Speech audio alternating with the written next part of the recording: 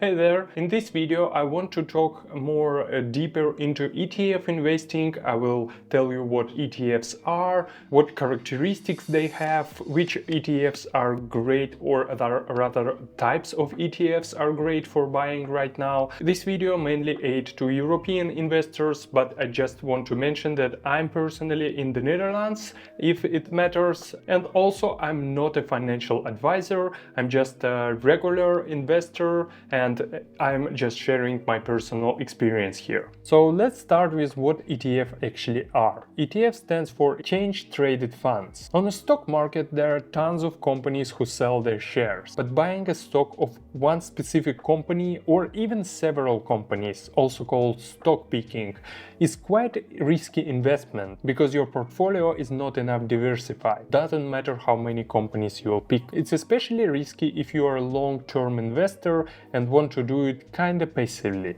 and not spend on the stock market every day and do day-to-day trading. One of the most important things in the investing is diversification. Some companies can easily go bankrupt, and also the whole industries can suffer some financial and economical damage and not recover from them for a long time. Just remember what happened during COVID and tourism industry. I think it still haven't recovered completely. That's what you want to avoid at all costs when you're a long-term investor. COVID-19 pandemic is pretty extreme example and doesn't happen often, but there are small events that constantly shaking the economy, and as an investor you don't want to deal with them, or you don't want to constantly think that something can go wrong in the certain company or industry or even specific country. In general, in a long-term investment, you want to have as less worry as possible. You want to be constantly calm and prepared for any changes or any extreme turbulence. So how can we achieve that? By buying individual stocks, it's really hard to achieve. That's where ETF comes in. Let's say we take a box and we put there many company stocks for diversification purposes. Let's say we put 2000 companies in there. This box will be very expensive, right? Also, we want to replace bankrupt companies in the box following some kind of rules. Let's say the more companies valued for, the more stocks we want from them. How on earth are we gonna manage all of that? That's where ETFs shines. Many ETFs uses different stock market indexes and they just following them passively and automatically replacing stocks inside one ETF. Market indexes are specific performance metrics that following one or another criteria or certain type of the market or part of the market. You probably heard of S&P 500 index, which is one of the most famous ones. This index tracks the performance of top 500 companies in the United States.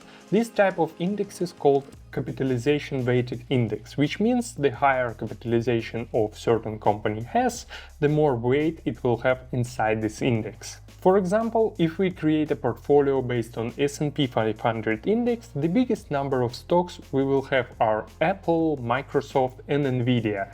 Each will fill around 6 to 7% of our portfolio, and some of the companies at the end of the list will contain less than 0.01% of the portfolio. There are many of these indexes exist in the world. Sometimes they follow some specific market or specific industry or country or pool of countries. There are different characteristics and different indexes. This is exactly what passively managed ETF do. They just track the index and they put stock into the box according to the weight of this company. That's why they also often called index funds. ETF is often created and managed by large financial institutions like investment firms, brokerages or management companies. As we discussed, the creation of these boxes of ETF requires a lot of money and a lot of management. That's why it's often big and well-established company. You might even heard of some of the famous of them like Vanguard or BlackRock. After creating these big boxes of the companies and settling them, those big institutions sell you a small part of ownership of the whole box that represents the fund in this example. That's basically what ETFs are. When you buy ETF, you buy a very small ownership of the whole basket of companies that are inside this basket. That's why it's amazing for diversification. I should point out that ETF may contain different instruments like bonds or even cryptocurrencies, but for the purpose of this video we'll stick with a stock-based ETF. The important thing is not mix them with other similar instruments like actively managed funds or even mutual funds. The key difference that mutual funds and actively managed ETFs are usually managed by fund companies. In these fund companies, the real humans are making the decision, they buying and selling stocks depending on their decision of how to overperform indexes. It's basically the end goal, to overperform the indexes. In my personal opinion, human factor is usually not great when it comes to long-term investor. And if you Google it, usually the mutual funds are rarely overperform the indexes on the long term. They can do it in the short runs, that's why sometimes people go to them, but on the long term, usually the passive investing is the best strategy. And of course, these mutual funds, since they have this human factor, they have much bigger fees than passive ETFs. There are actually more downsides to mutual funds, but I won't be going too much into the details. You can just Google mutual funds compared to passive ETFs and you will find a lot of information. Now, a few basic characteristics of ETFs. First of all, you want this ETF to be issued by a very large institution, very established one. Usually a pretty good indicator is the size of the ETF. It often tells you how popular it is, how big pool of investor is, and the biggest ETFs are usually issued by well-established institutions. As you may guess, the ETF providers of course want to make money when they issuing this ETF, and that's why one of the most important characteristics of any ETF is expense ratio. Expense ratio usually shown in the percentage of the total price of the ETF, and it basically shows how much money the ETF providers making on the total price of each ETF. These ratios can vary a lot among different ETFs and they can even change during the life of one specific ETF. So always check the current expense ratio, but also after you buy the ETF, you can also keep an eye when it's going to be changing or not. It's also often shown as a TER, which means total expense ratio. Very important, of course, which indexes are one specific ETF follow. It can be anything from themes like AI or technology to geographical locations like one specific country or a continent or even the whole world, or it can be industry like information technology or energy. If you want diversification, you want as much exposure as possible. You want all of the geographical locations, all the industries, emerging markets, developing countries, etc. So in my personal opinion, one of the best indexes to follow with ETFs are world indexes. But of course, it depends on your goals, on your location, and you personally believe is going to be growing in the future.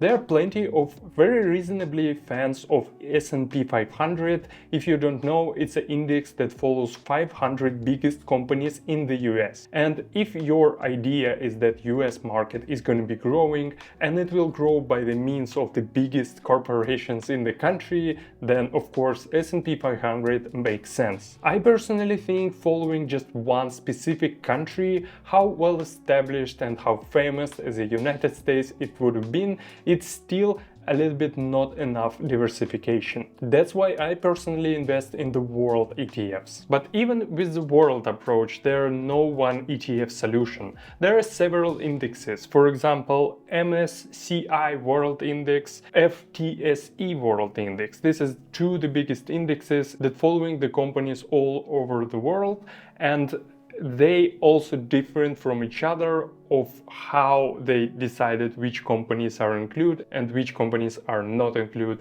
into the index. Public companies can be often separated into one of three categories by the value of the company.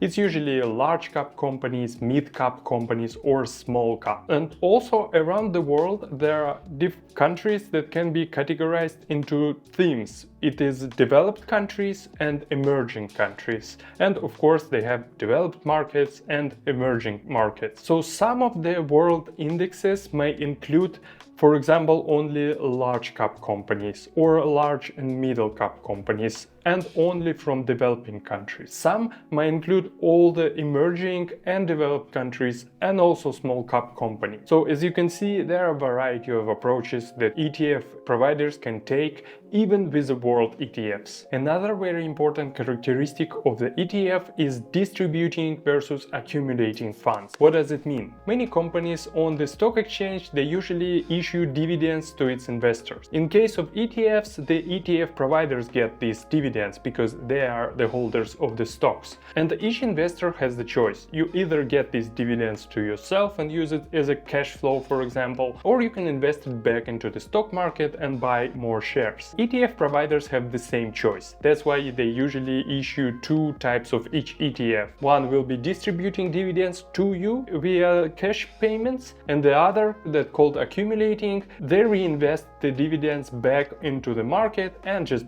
buy more shares, and your ETF price is usually growing because of this. As with any characteristic of ETF, there are no right or wrong choice to pick accumulating versus distributing. It's just a personal preference. I personally invest in accumulating ETFs because I usually reinvest dividends anyway, so why would I go to do it myself if my ETF provider can do it for me? But if you want to have some kind of cash flow, I guess it makes sense to buy distributing ETF. But if you choose to buy a distribution ETFs, make sure you understand the tax implications, because dividend distribution is usually a taxable event, and in many countries it immediately taxes you. In the Netherlands, for example, we pay 15% on all the dividend distribution, and it usually withheld at the brokerage level. So you don't need to do anything, it will be withheld by your broker. But also in the Netherlands, it counts as an income tax payment. You may also notice that many ETFs are issued in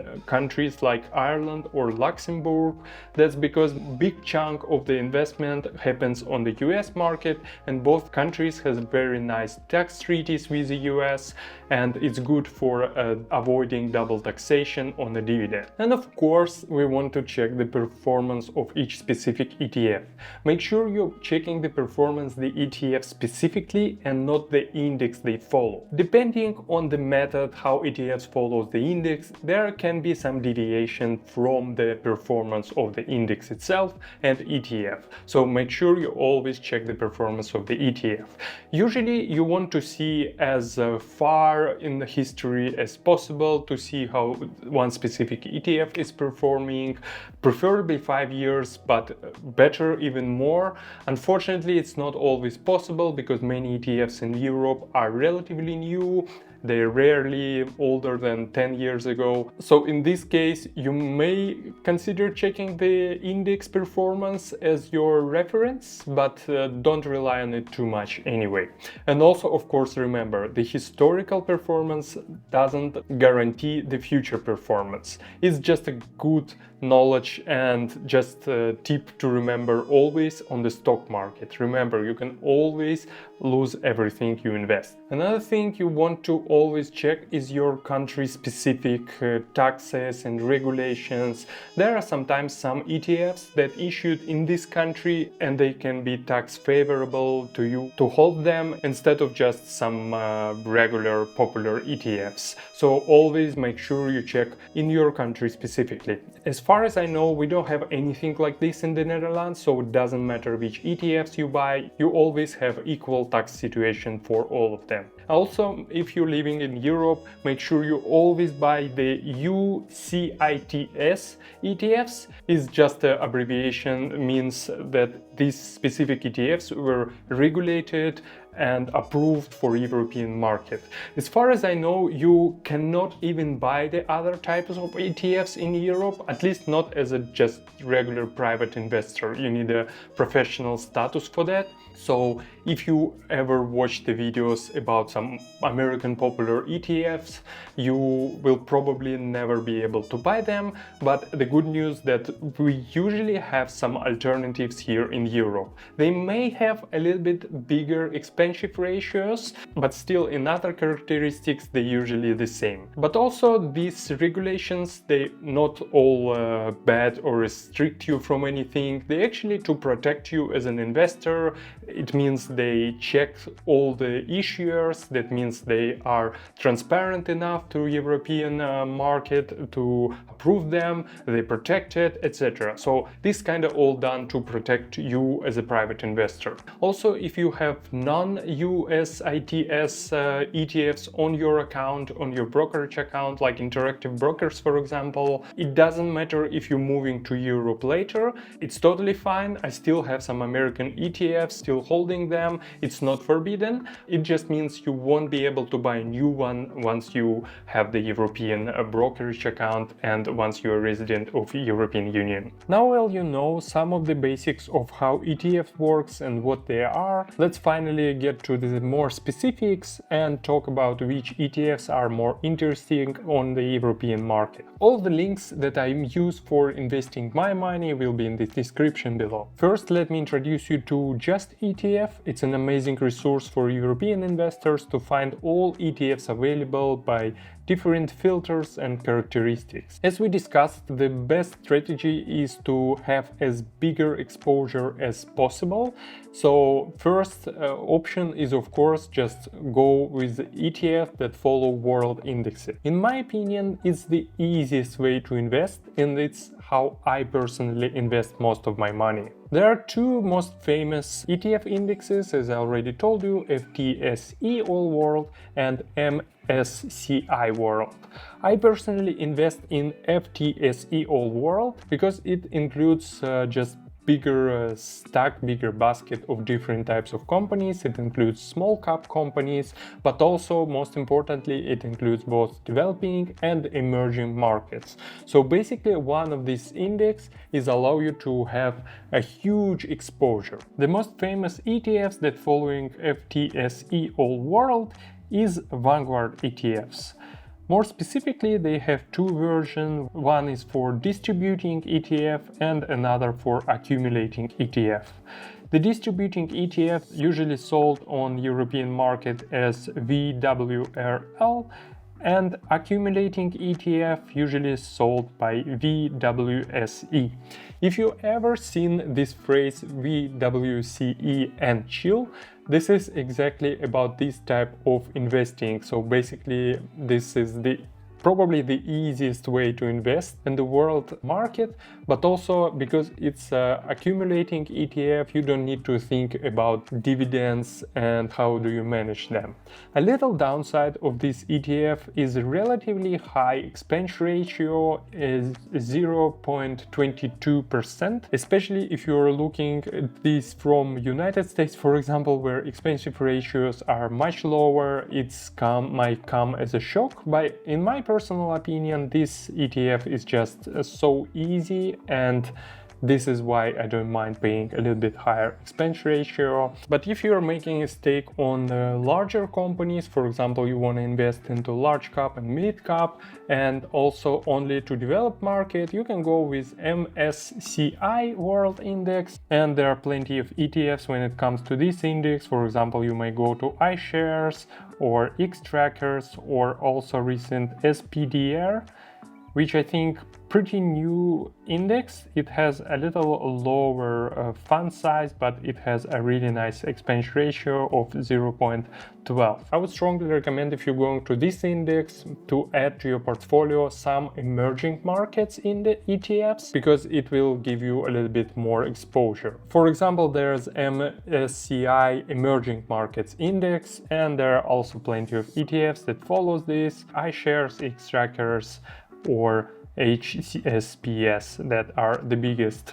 For me personally, even buying two different indexes, it's already a little bit too much. Even if I know I don't save in terms of expense ratio, I still find to just buy one index. It's just much easier. And of course, if you're big on American companies, or maybe you are from the United States, the S&P 500 is a pretty good choice always if you are big on American market, and there are plenty of choice for this index as well. One of the biggest here again iShares, and also Vanguard had the European version of the index, and usually S&P 500 has also lower expense ratio around 0.5 or 0.7%. But again, I would strongly recommend you to add some emerging markets to it, or maybe some world ETF as well.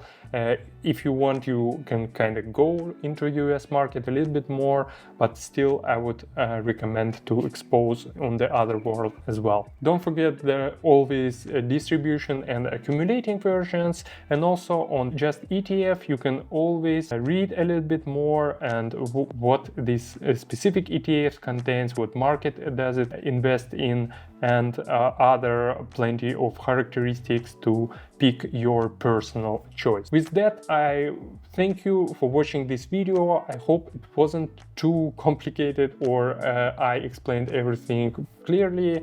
And don't forget to give this video a thumbs up, subscribe to my channel, and see you in the next one. Doei doei.